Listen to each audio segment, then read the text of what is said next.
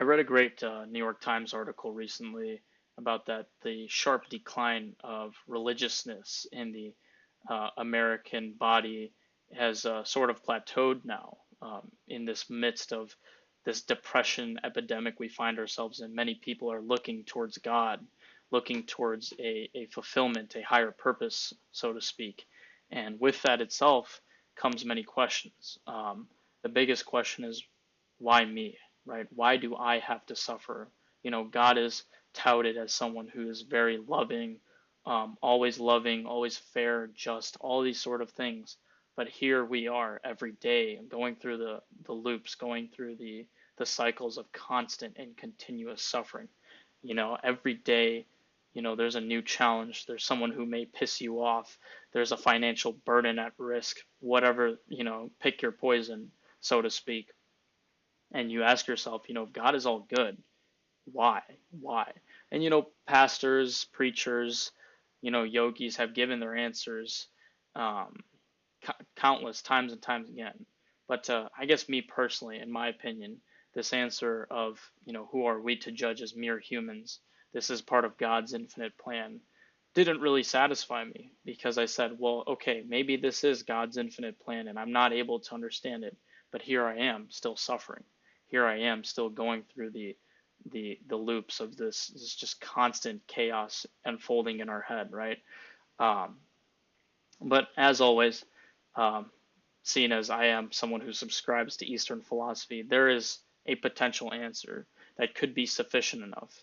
Um, I think a good thought experiment to get your wheels turning, so to speak, is picture yourself doing something that you do every day. And what is that? Sleeping, right? Every night, when the lights are off, there's no sound in the room. You're by yourself, or perceivably by yourself. There is no one to judge you. There's no one to look at you. There's no mirror to look at yourself. There's nothing.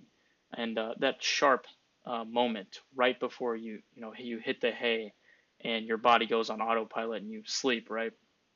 You are the one to say, hey, look, am I happy? Am I sad? Am I depressed? Is my life good? Am I successful? Whatever the case is, right? And knowing that fact alone, that we can perceive life as it is, we can go through the loops day after day, year after year, and make 2 to 1 million different interpretations about how we are and how we're supposed to feel. That logically leads to this concept of Maya, that everything is an illusion, right? That this idea that the things I see, the things you see and interact with every day, the sounds, the taste, the touch, all that kind of stuff is fundamentally an illusion, as it can be interpreted a million different ways. There is no truth. There is no fundamental truth about this base reality we look at. So then the next question then becomes, what is the fundamental truth, right? And the fundamental truth is two things. There are two truths that kind of go back and forth with each other. And the first fact is that life is suffering, that this life is suffering. And that's very Buddhist centric. But the Hindu idea that I like to borrow is that we are not who we are. At the end of the day, we are all one. For those of you who are aware of the Big Bang Theory, that all the matter that has ever been created and will be created has existed and at one point was confined into this one, small but highly dense point. That's the kind of idea. That's the fundamental truth about reality, that we are all one. And so what does this all mean, right? Um, this kind of goes to show that God is not this person, at least in my opinion, and from the Eastern side of things, that God is not this person who's watching up with a big beard and a omnipresent, all loving, quote unquote, kind of mindset who's watching you as if he was Santa Claus. No, God is this concept that we are all one, that at the end of the day, we are not who we are. This is just flesh. I am not who I am. I'm not Aryan. You are not you, Joe, Bobby, Mary, whatever. You know, this is all, um, it's not permanent. At the end of the day, we are all one. Now, putting all this metaphysics aside, how can you apply that to this idea of asking God constantly, why me? Why am I suffering? Um, and this idea then plays out to the fact that attachment is that cause of the suffering. This is very Buddhist. For those of you who know about this, right? You know, we go our lives seeking fulfillment in many different ways. Fulfillment and happiness um, are very external for us, right? And I feel like comparison is something that is the devil in the situation where, we go through these constant feedback loops of looking at other people who are successful, more successful than us, whether it be better looking, more rich, more famous, whatever the case is. And then we feel bad about ourselves. We're like, fuck, man, I wish I was like that. I wish I was at this level.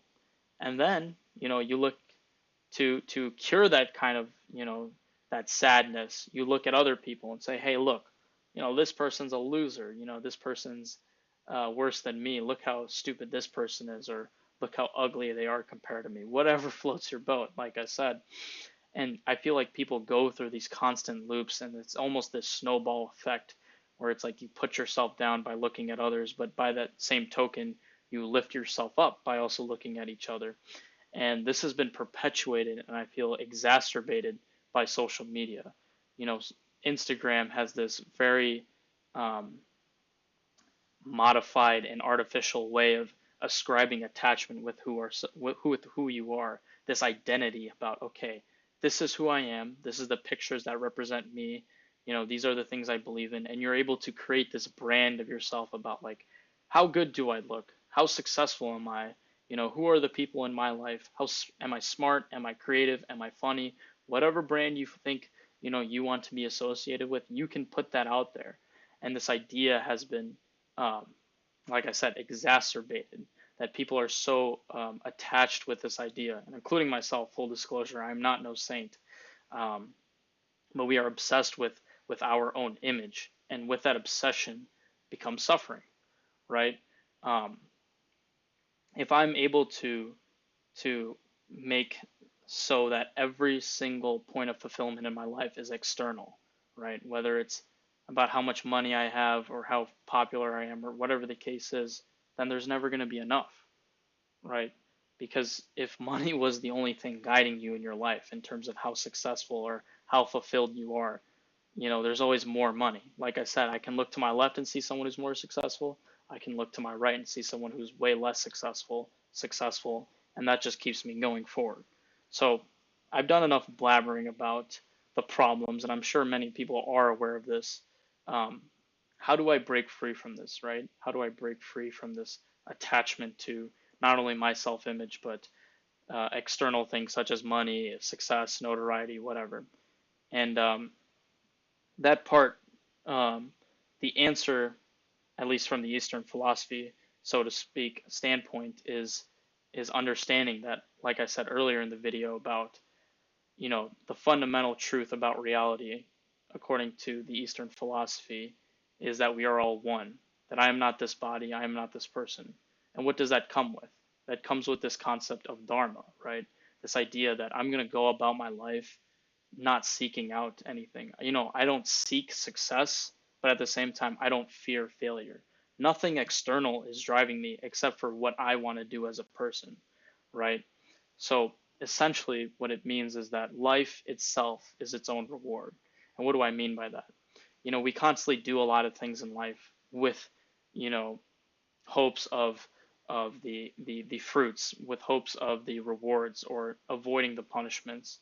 I'm gonna do this position because I'm gonna get a lot of money. I'm gonna brag about this because it's gonna make me feel well liked. All these sort of things. But you find most of the time that the most successful people actually are the ones who are not, attached to the fruits of their work. People who go about their days, you know, and are just simply obsessed with life itself, that the action of life is its own reward. Um, and I guess to conclude, so to speak, um, I feel like it is very easy for us to loop ourselves in this mindset of, I'm never going to be successful. There's always someone better than me. Or on the flip side, look how great I am. But at the end of the day, these are all very temporary. These are all very, loosely based. And John Lennon has a great quote about life is what happens to you while you're busy making other plans. And we are so constantly obsessed and attached with the external, we are never going to be able to look at ourselves deeply and ask ourselves, you know, who are we and what do we want with this one life, right? Um, but with that being said, I just want to ask if you had any thoughts, any ponderings you had. I would be curious to hear.